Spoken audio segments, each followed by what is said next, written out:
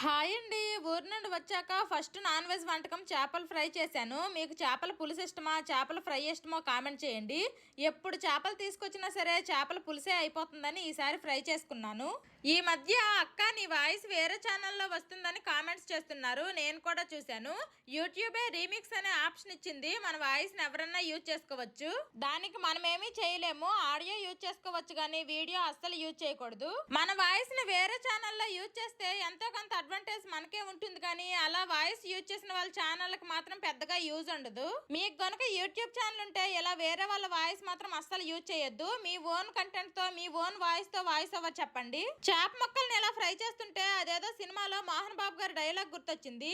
చేప ముక్కలకి ఉప్పు కారం పట్టించి సలసలా కాగే నూనెలో కరకరాలు ఆడేటట్టు ఫ్రై చేయాలన్న డైలాగు. ఇంకొంచెం మంచి ఫ్లేవర్ కోసమని ఆయిల్లో కొంచెం కరివేపాకు కూడా వేసి ఫ్రై చేసుకున్నాను. టేస్ట్ అయితే చాలా బాగా వచ్చింది. Bye bye.